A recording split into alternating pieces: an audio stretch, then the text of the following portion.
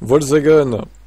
Alors que l'industrie automobile s'oriente globalement vers l'électrification, le groupe Volkswagen veut revoir ses plans. Le géant allemand envisage de prolonger la production de plusieurs modèles thermiques au-delà de 2033. Ça s'appliquerait toutefois qu'à l'Europe. Dans les autres régions du monde, comme en Chine et l'Amérique du Nord, Volkswagen n'a pas encore prévu d'abandonner le thermique. Alors oui, il voulait devenir full VE en 2033 en Europe. Mais l'objectif fixé par la marque allemande pourrait bien évoluer. Selon le média Handelsblatt, Volkswagen et Audi réfléchissent à la prolongation du cycle des productions de plusieurs modèles phares. La Golf, le T-Roc, le Tiguan, l'A3 sont a priori concernés.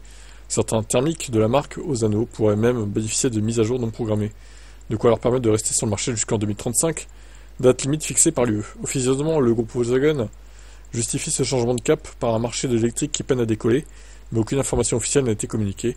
En 2024, les ventes d'électrique chez Volkswagen ont reculé.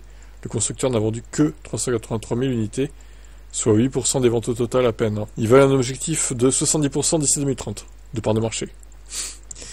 Ouais, bon, on n'y arrivera pas, hein. Sans trop spoiler, je pense que je prends pas trop de risques à dire qu'ils seront jamais à 70%. Allez, au mieux 40, peut-être 50, si vraiment ils mettent les bouchées doubles. Mais 70, c'est impossible. Ce qui est évident, c'est que les constructeurs automobiles attendent des signaux de Bruxelles pour savoir dans quelle direction aller. Il se dit dans les coulisses que la Commission européenne pourrait revenir sur sa décision et finalement autoriser les hybrides rechargeables au-delà de 2035. Ah là là. Alors dans ce cas, on les autorise, ok, mais tu mets une règle comme quoi il faut au moins, allez, on va dire, vu que les batteries se seront améliorées en 2035 largement, il faut au moins 200 km d'autonomie full électrique, minimum. Je pense qu'en 2035, les hybrides rechargeables pourront faire ça, honnêtement. 200 km full électrique. Les batteries seront bien plus denses qu'elles ne sont maintenant, donc ça me paraît jouable.